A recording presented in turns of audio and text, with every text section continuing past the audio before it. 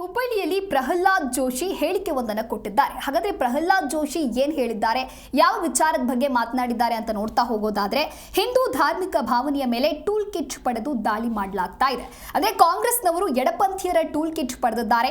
ಈ ರೀತಿಯಾಗಿ ಹುಬ್ಬಳ್ಳಿಯಲ್ಲಿ ಕೇಂದ್ರ ಸಚಿವ ಪ್ರಹ್ಲಾದ್ ಜೋಶಿ ಆರೋಪವನ್ನ ಮಾಡಿದ್ದಾರೆ. ಇದಕ್ಕೆ ಕಾಣದ ಕೈಗಳಿವೆ, ಇದನ್ನ ಮೊದಲು ಪತ್ತೆ ಹಚ್ಚಬೇಕು.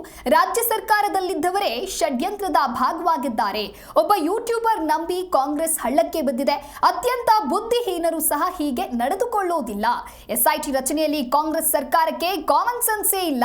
ಹಿಂದೂ ಧರ್ಮ ಸಂಸ್ಕೃತಿಯ ನಾಶಕ್ಕೆ ಪ್ಲಾನ್ ಮಾಡಿದ್ದಾರೆ ಅಂತ ಹೇಳಿ ಹುಬ್ಬಳ್ಳಿಯಲ್ಲಿ ಕೇಂದ್ರ ಸಚಿವ ಪ್ರಹ್ಲಾದ್ ಜೋಶಿ ಈ ರೀತಿಯಾದಂತಹ ಆರೋಪವನ್ನ ಮಾಡಿದ್ದಾರೆ. ಪೂರ್ತಿಯಾಗಿ ಇವತ್ತು ಯೂಟ್ಯೂಬರ್ ತಥಾಕಥಿತ ತಮ್ಮನ್ನೇ ತಾವು ಭಾರಿ ದೊಡ್ಡ ಪತ್ರಕರ್ತರು ಅನ್ನೋಂಥ ಯೂಟ್ಯೂಬರನ್ನು ನಂಬಿ ಕಾಂಗ್ರೆಸ್ ಪಾರ್ಟಿ ಹಳ್ಳಕ್ಕೆ ಬಿದ್ದಿದೆ. ಇವತ್ತು ಯಾವ ರೀತಿ ನಡ್ಕೊಂಡ್ರು ಅಂತಂದ್ರೆ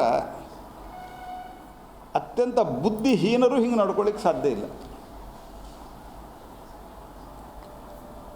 ಒಂದು SIT ಮಾಡಿದರು, ಅವ ಬುರುಡಿ ತೊಗೊಂಬಂದ, ಆಮೇಲಿಂದ ಅವ್ರು ಯಾರೋ ಅಜ್ಜಿ ಹೇಳಿದರು, ಆ ಅಜ್ಜಿ ಸಂಬಂಧ ಅದಕ್ಕೊಂದು ಅವ್ರನ್ನ ಹಿಡ್ಕೊಂಡು ಎನ್ಕ್ವೈರಿ ಮಾಡೋದು.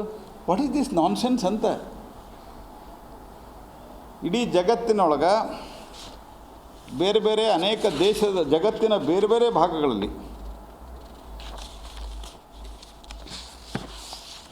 ಹಿಂದೂ ಪಿಲ್ಗ್ರಿಮೇಜ್ ಸೆಂಟರ್ಗಳಲ್ಲಿ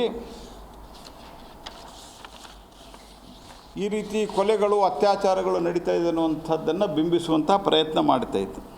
ನಾನು ಆರಂಭ ದಿವಸದಲ್ಲೇ ದೆಹಲಿಯಲ್ಲಿ ಪತ್ರಿಕಾಗೋಷ್ಠಿಯಲ್ಲಿ ಮಾತನಾಡ್ತಾ ಹೇಳಿದ್ದೆ, ನೀವು ಎಷ್ಟು ಜನ ಗಮನಿಸಿರಿ ಗೊತ್ತಿಲ್ಲ, ಇದ್ರೊಳಗೆ ಷಡ್ಯಂತ್ರ ಇದೆ, ಮೊದಲು ಅವ್ನು ಬಂದವನು ಹಿಡಿದು ಒಳಗೆ ಹಾಕ್ರಿ ಅಂತ.